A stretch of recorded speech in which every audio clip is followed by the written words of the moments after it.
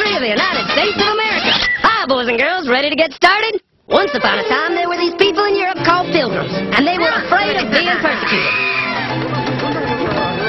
So they all got in a boat and sailed to the New World where they wouldn't have to be scared ever again. Oh, I'm so relaxed. I feel so much safer. But as soon as they arrived, they were greeted by savages, and they got scared all over again. So they killed them all.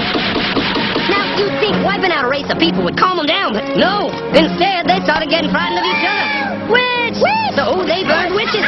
In 1775, they started killing the British so they could be free. And it worked, but they still didn't feel safe. So they passed a Second Amendment which said every white man could keep his gun. I loves my gun. Loves my gun. Which brings us to the genius idea of slavery. You see, boys and girls, the white people back then were also afraid of doing any work. So they went to Africa, kidnapped thousands of black people, brought them back to America, and forced them to work very hard for no money.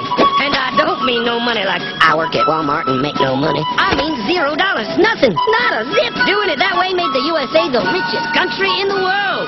So did having all that money and free help calm the white people down? No way. They got even more afraid. That's because after 200 years of slavery, the black people now outnumbered the white people in many parts of the South. Well, you can pretty much guess what came next. The slaves started rebelling. There were uprisings. An old master's head got chopped off. And when white people heard of this, they were freaking out and going, I want to live. Don't kill me, big black man. Well, just in the nick of time came Samuel Colt, who in 1836 invented the first weapon ever that could be fired over and over without having to reload. And all the Southern whites were like, yeah! But it was too late. The North soon won the Civil War and the slaves were freed. Yep, they were free now to go chop all the old masters' heads off. And everybody was like, oh no, we're gonna die. But the freed slaves took no revenge. They just wanted to live in peace.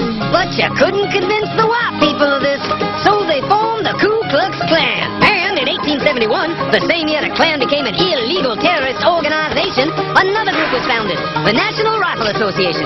Soon politicians passed one of the first gun laws, making it illegal for any black person to own one.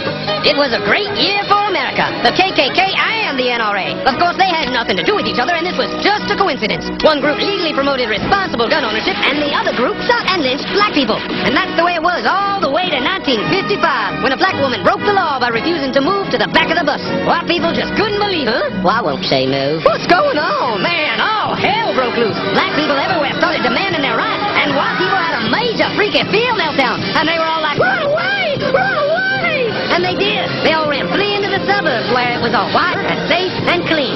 And they went out and bought 250 million guns and put locks on the doors, alarms in the houses, and gates around the neighborhoods. And finally, they were all safe and secure and snug as a bug.